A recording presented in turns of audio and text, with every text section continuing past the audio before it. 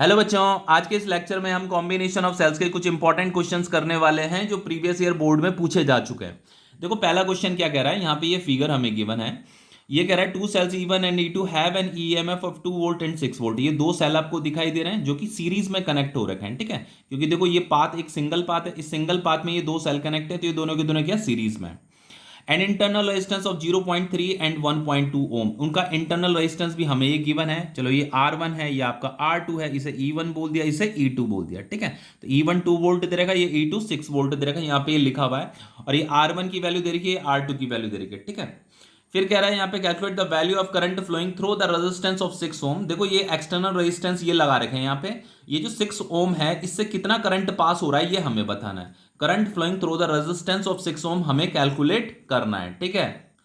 सबसे पहले हम क्या पता करेंगे कि सर्किट में कितना करंट है। देखो इस वाले को देखो, ये आपका 2 वोल्ट का सेल है, ये आपका 6 वोल्ट का सेल है, तो इन दोनों में ज्यादा वोल्टेज ज्यादा ईएमएफ किसका है, इसका ज्यादा ईएमएफ है, ठीक है। अब देखो बच्चों होता क्या है, मुझे क्या करना पड़ेगा, इसका पहले इक्विवेलेंट ईएमएफ कैलकुलेट करना पड़ेगा। अब कैसे निकाला जाएगा, तो देखो इसका पॉजिटिव, इस सेल का पॉजिटिव टर्मिनल और इस सेल का पॉजिटिव टर्मिनल आपस में कनेक्ट है। तो अगर अगर किसी भी दो सेल जो कि सीरीज में कनेक्ट है, अगर उनके पॉजिटिव पॉजिटिव अगर आपस में कनेक्ट होते हैं तो देन उनका इक्विवेलेंट ईएमएफ जो निकाला जाता है वो उसके लिए हम इनको सब्ट्रैक्ट कर देते हैं। 6 माइनस 2 करेंगे, इसका ईएमएफ 6 दे रखा है, इसका 2 दे रखा है, तो 6 वोल्ट ज्यादा है ना, तो 6 माइनस 2 करेंगे तो ये कितना हो जाएगा, 4 वोल्ट हो जाएगा। तो इन दोनों सेल का जो इक्विवेलेंट ईएमएफ आया वो 4 वोल्ट आया, समझ में आ गया। अब ऐसे करते हैं, इसका इक्विवेलेंट रेजिस्टेंस भी निकाल लेते हैं। तो यहीं पे लिख देता हूं मैं, जो इक्विवेलेंट रेजिस्टेंस होगा आर इक्विवेलेंट, उसे कैसे निकालेंगे, R1 प्लस R2 करेंगे, ठीक है। इन दोनों को जस्ट ऐड कर देंगे क्योंकि सीरीज में है, तो R इक्विवेलेंट कितना हो जाएगा आपका, ये 0.3 प्लस 1.2, तो ये R इक्विवेलेंट आ रहा है आपका 1.5 ओम आ गया, ठीक है। तो ये आपका E इक्विवेलेंट भी निकल गया, R इक्विवेलेंट भी निकल गया। अब देखिए ये सर्किट हमें गिवन था, तो मैं इस सर्किट का एक इक्विवेलेंट सर्किट यहां पे बना रहा हूं। तो क्योंकि मैंने इन दोनों सेल का इक्विवेलेंट ईएमएफ कैलकुलेट कर दिया, तो अब मैं इन दो सेल की जगह में एक सिंगल सेल यहां पे ड्रॉ कर दूंगा, ठीक है। ये ड्रॉ कर दिया है और ये इसका जो ईएमएफ है ये 4 वोल्ट है, ठीक है। तो ये हमारा इक्विवेलेंट, इन दोनों सेल का हमने जो इक्विवेलेंट निकाला था जो कि आपका 4 वोल्ट, और इन दोनों सेल का, इन दोनों का ये जो इंटरनल रेजिस्टेंस था ना, इसका हमने इक्विवेलेंट कितना निकाला था, 1.5। तो ये आपका आर इक्विवेलेंट है, तो ये निकल गया हमारा 1.5। इसे ऐसे कनेक्ट कर दो इसके साथ,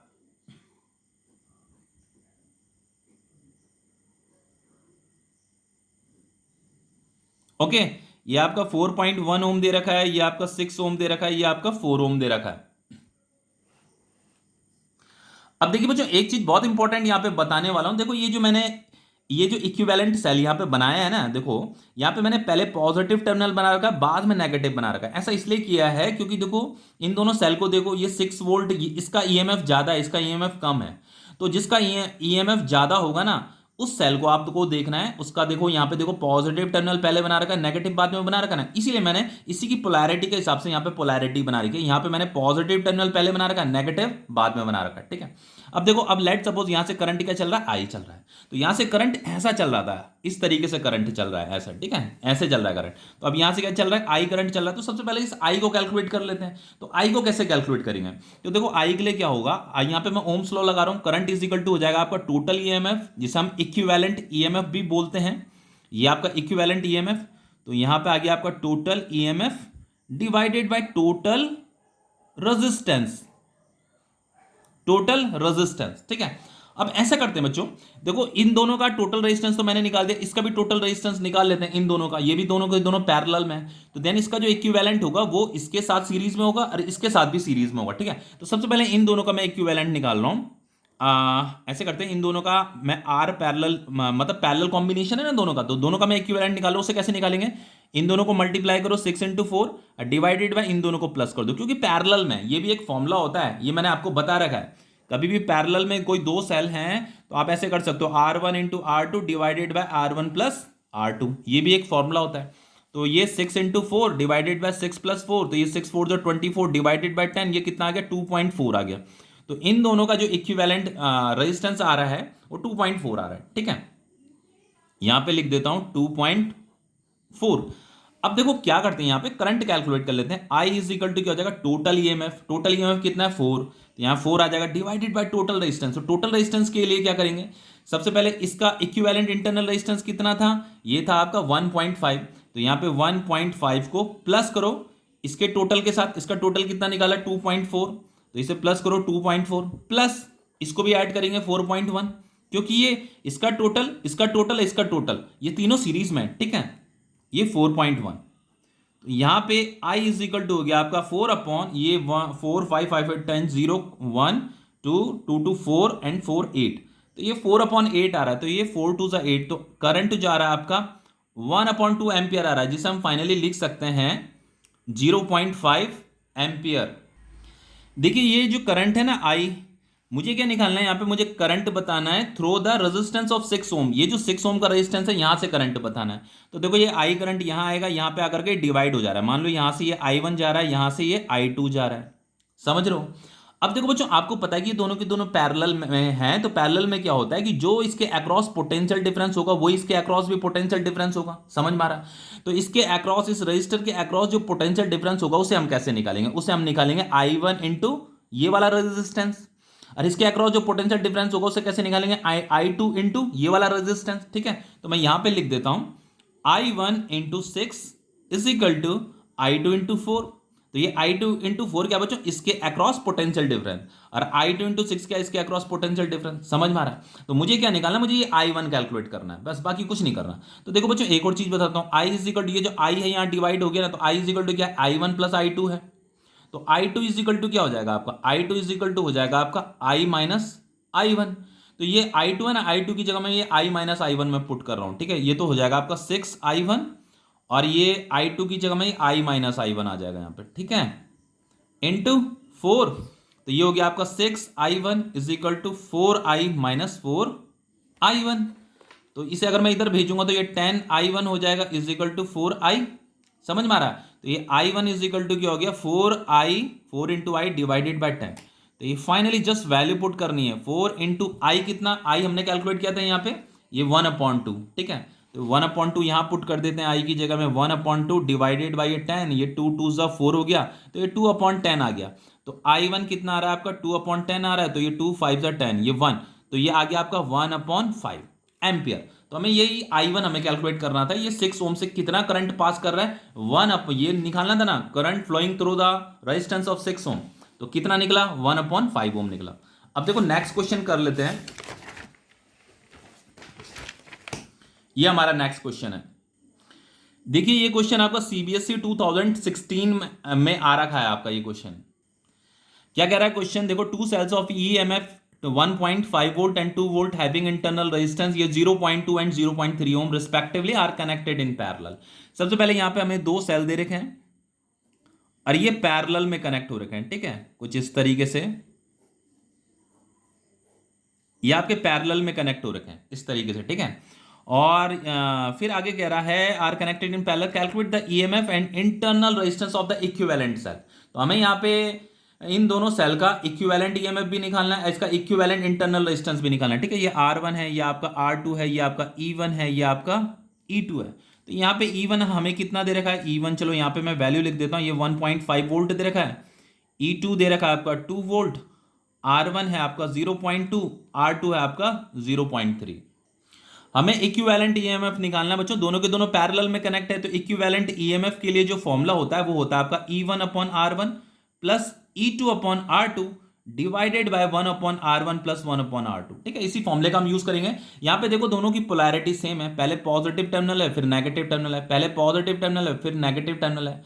तो अगर इस प्रकार से बच्चों आपको कनेक्शन दिखाई दे रहा है, मतलब दोनों की पोलैरिटी अगर सेम है तो यहाँ पे प्लस आता है, लेकिन अगर आप पोलैरिटी पलट दोगे, जैसे यहाँ पे पॉजिटिव है फिर नेगेटिव है ना, अगर इसे इसका पहले आप नेगेटिव टर्मिनल अगर बनाओगे या फिर पॉजिटिव टर्मिनल बनाओगे तो देन यहाँ पे माइनस आएगा, ठीक है। तो आपका जिस प्रकार का जैसा भी आप फिगर बनाओगे ना उसी के हिसाब से आपको क्वेश्चन को सॉल्व करना है, बस इसलिए फिगर बनाना जरूरी है, ठीक है।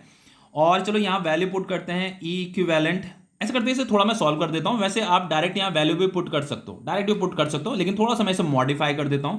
देखो ये R1 इंटू R2 ये तो हमारा एलसीएम हो गया, तो ये फाइनली हो जाएगा आपका E1R2 प्लस E2R1, इतना समझ में आ रहा है, डिवाइडेड बाय ये R1R2 अगेन एलसीएम हो गया, तो ये हो जाएगा आपका R2 प्लस R1। तो ये इससे तो ये कट जाएगा, तो अब ये इक्विवेलेंट क्या हो गया, ये हो गया आपका E1 R2 plus E2 R1 divided by R1 plus R2। अब जस्ट वैल्यू पुट करनी है, बाकी कुछ नहीं करना।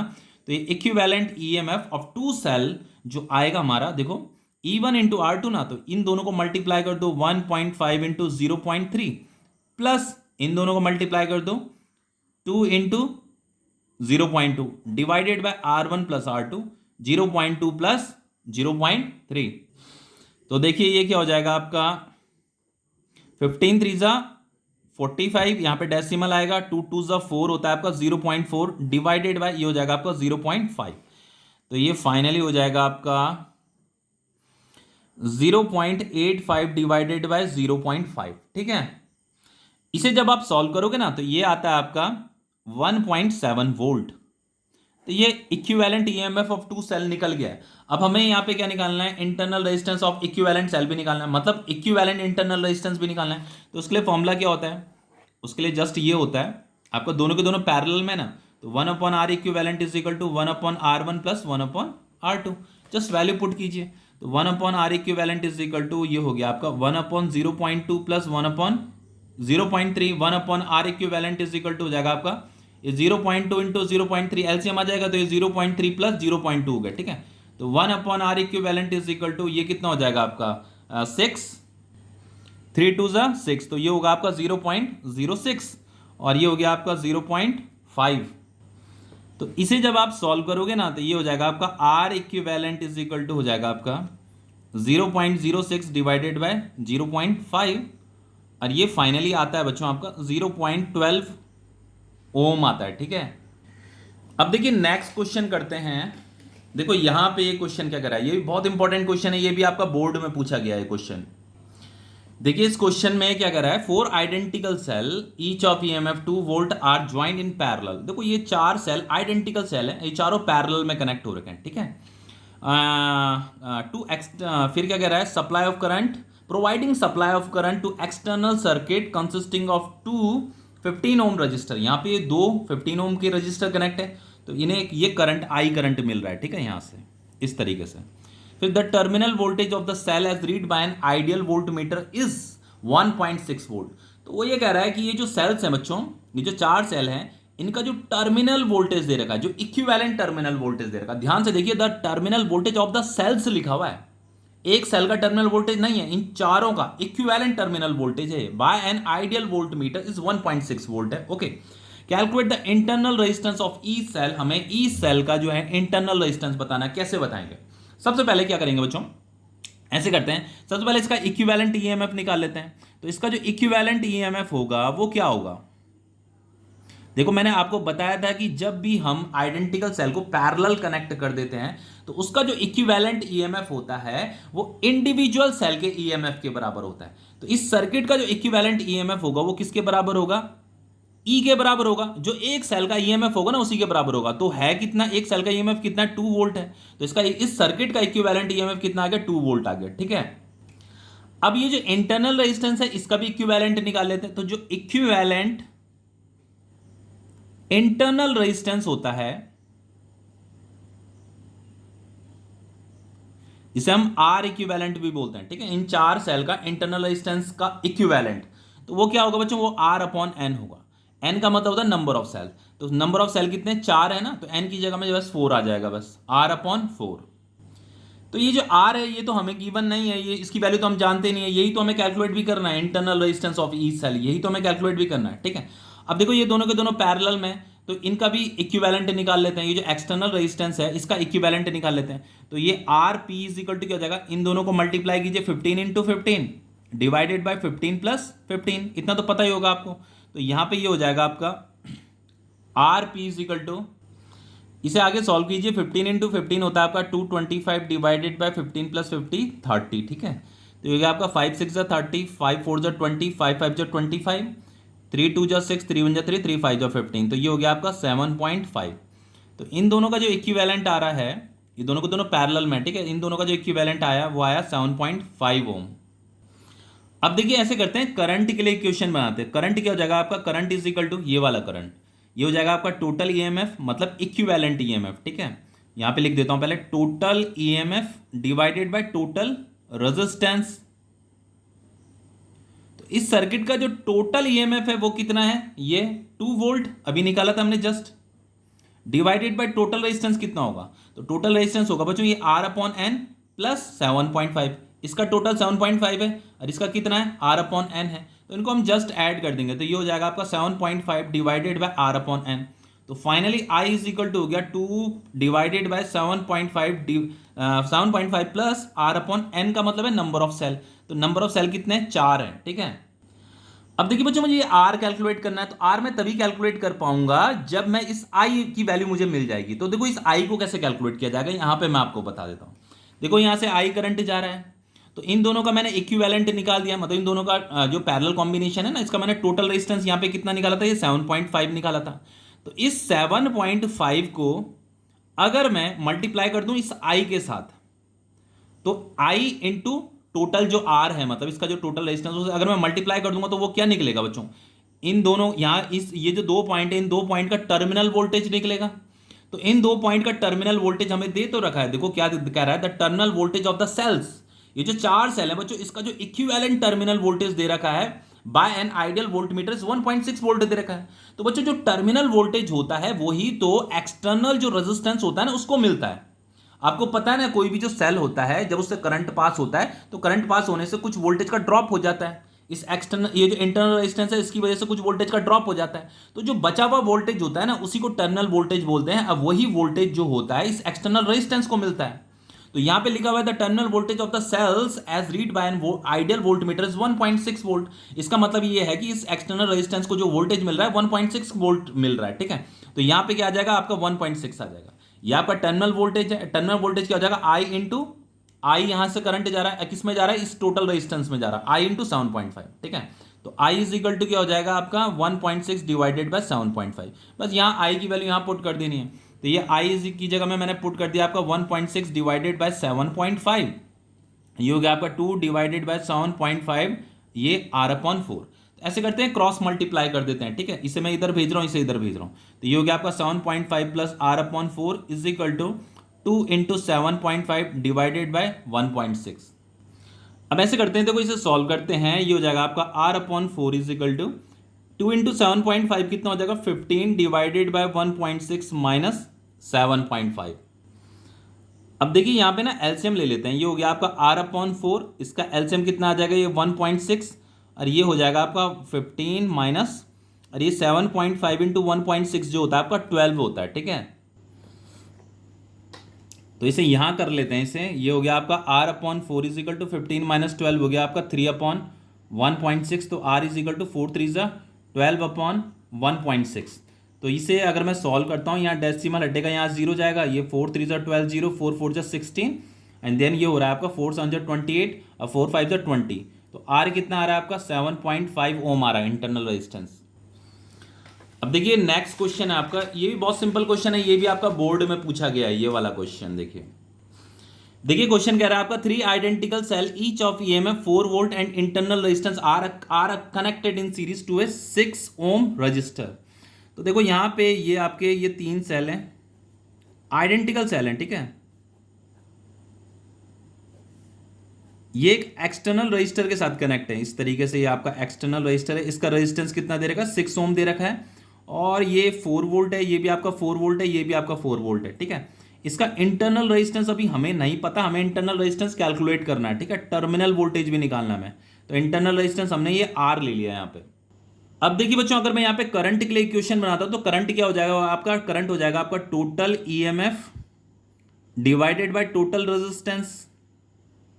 ठीक है, तो ये I इज इक्वल टू हो जाएगा आपका टोटल ईएमएफ क्या होगा बच्चों आपका, देखो टोटल ईएमएफ निकालने का तरीका ये भी है, ये तीनों के तीनों सीरीज में ना, तो 4 + 4 + 4, या आप n इंटू ई भी लिख सकते हो। n का मतलब होता है नंबर ऑफ सेल, इंटू ई का मतलब ये आइडेंटिकल सेल है ना, तो अगर आइडेंटिकल सेल होंगे तो उसके लिए बच्चों n इंटू ई फॉर्मूला यूज किया जाता है अगर टोटल ईएमएफ अगर आपको इनका निकालना है तो। ठीक है, तो n का मतलब है नंबर ऑफ सेल। अब यहां पे क्या हो जाएगा बच्चों, टोटल रेजिस्टेंस कैसे निकालेंगे, ये है आपका 6 ओम प्लस इसका टोटल ईएमएफ, तो इनका टोटल इंटरनल रेजिस्टेंस मतलब वो कितना है बच्चों n इंटू R है। ठीक है, अगर सीरीज में कनेक्ट है तो टोटल इंटरनल रेजिस्टेंस इस फॉर्मूले से निकाला जाता है N/R, और इस सर्किट का टोटल रेजिस्टेंस निकाला जाएगा N/R प्लस 6। ठीक है, तो जस्ट वैल्यू ही तो पुट करनी है। अब देखिए यहाँ पे करंट कितना दे रखा है, ये 1.5 एम्पियर दे रखा है करंट। ठीक है, तो करंट आ गया आपका 1.5, नंबर ऑफ सेल कितने हैं, एन का मतलब नंबर ऑफ सेल 3 इंटू ई कितना दे रखा 4 वोल्ट। ठीक है, 6 प्लस एन कितना दे रखा 3 इंटू ये आर, तो ये 1.5, ये 3 4 12, ये 6 प्लस 3R हो जाएगा, तो ये 6 plus 3R is equal to 12 upon 1.5। यहां से अगर मैं डेसिमल हटाता हूं ये 0 ऊपर चला जाएगा, तो ये 15 जा होता है। ठीक है, तो ये 3R इज इक्वल टू हो जाएगा आपका 8 माइनस 6, तो R इज इक्वल टू हो गया आपका 8 माइनस 6 कितना होता है 2/3। ये आपका इंटरनल रेजिस्टेंस निकल गया। लेकिन अभी हमें ये टर्मिनल वोल्टेज भी निकालना है अक्रॉस ईच सेल। तो देखो टर्मिनल वोल्टेज के लिए फॉर्मूला क्या होगा बच्चों, V इज इक्वल टू क्या होता है आपका E माइनस IR होता है। ये V आपका टर्मिनल वोल्टेज है। ठीक है, तो V इज इक्वल टू हो जाएगा E कितना दे रखा हमारा, ये 4 दे रखा। ठीक है, 4 माइनस I कितना था 1.5 इंटू R हमने अभी जस्ट कैलकुलेट किया 2/3, तो ये आ गया आपका 2/3। तो अगर आप यहाँ से डेसिमल हटाते हो तो यहाँ 0 चला जाएगा, ये 15 2 30, 2 से 2 कट गया, तो V कितना आ गया आपका 4 माइनस 1, तो ये हो गया आपका 3। ठीक है, तो ये टर्मिनल वोल्टेज हमारा 3 निकल गया। अब देखिए बच्चों लास्ट क्वेश्चन क्या कह रहा है, देखो ये क्वेश्चन बहुत इंपॉर्टेंट है। यहाँ पे कह रहा है in the circuit given in figure, ये हमें फिगर दे रखा है, कह रहा है the volt meter reads 1.5 volt when the key is open. देखो यहाँ से की ओपन है, तो की ओपन का मतलब अभी इस सर्किट से कोई भी करंट फ्लो नहीं हो रहा है। देन बच्चों वो ये कह रहा है कि जब की ओपन है, की ओपन का मतलब जब करंट फ्लो नहीं हो रहा है, देन ये जो वोल्ट मीटर है, इस वोल्ट मीटर ने जो इसका जो वोल्टेज जो मीजर किया है ना, वो कितना मीजर किया है voltage, volt meter read 1.5 volt. तो बच्चों जब की ओपन होता है और उस टाइम पे जब ये वोल्ट मीटर जिस वोल्टेज को रीड करता है ना, उस वोल्टेज को ईएमएफ बोला जाता है। ठीक है ना, तो ये आपका क्या है ईएमएफ है, तो ये आपका ईएमएफ है 1.5 वोल्ट। फिर कह रहा है when the key is closed. अब हम इसे की को क्लोज कर देंगे तो इस सर्किट में करंट फ्लो होने लग जाएगा। The volt meter read 1.3 volt, तो ये वाला जो वोल्टेज है ये क्या है टर्मिनल वोल्टेज है। ठीक है, तो ये आपका 1.35 ये आपका टर्मिनल वोल्टेज है। ठीक है, जैसे यहाँ पे 1.5 है ना, तो इसे 1.50 भी लिख सकते हैं। ठीक है, फिर आगे कह रहा है and the ammeter reads 1.5 ampere. यहाँ पे तो कोई एमीटर लगा रखा है, तो यहाँ से जो करंट पास कर रहा है, एमीटर से जब करंट गुजरता है बच्चों, तो एमीटर ने कितना करंट रीड किया 1.5 एम्पियर। तो करंट इस सर्किट में जो है 1.5 एम्पियर है। फाइंड द ईएमएफ, हमें फाइंड करना है ईएमएफ, तो ईएमएफ तो हमें गिवन है यहाँ पे, ये तो हमें गिवन है EMF. And the internal resistance of the cell, इस सेल का हमें इंटरनल रेजिस्टेंस ये जो स्मॉल आर है ना, ये मुझे कैलकुलेट करना है। तो देखो इसे कैसे कैलकुलेट करेंगे, हमारे पास रिलेशन होता है V is equal to E minus IR। तो finally IR is equal to क्या हो जाएगा आपका E माइनस V हो जाएगा। तो R इज इक्वल टू ये इंटरनल रेजिस्टेंस हमें निकालना है E minus V divided by I। Just value put कर दीजिए, R is equal to E है आपका 1.50 माइनस 1.35 डिवाइडेड बाय I दे रखा है आपका 1.5। तो ये हो जाएगा आपका, इनको अगर मैं सब्ट्रैक्ट करता हूं तो ये हो जाएगा आपका 0.15 डिवाइडेड बाय 1.5। अब देखिए अगर मैं यहाँ से डेसिमल हटाता हूं तो यहाँ एक 0 ऊपर चला जाएगा, यहाँ से डेसिमल हटाऊंगा तो ये 2 0 इधर आ जाएंगे। ठीक है, तो ये 15 से 15 कट गया और ये फाइनली आ जाएगा 0.1। 10 डिवाइडेड बाय 100 कितना होता है 0.1। यही आपका आंसर है। तो बच्चों ये क्वेश्चन कंप्लीट हो गए, बस इनकी जस्ट आप प्रैक्टिस कीजिए। ठीक है।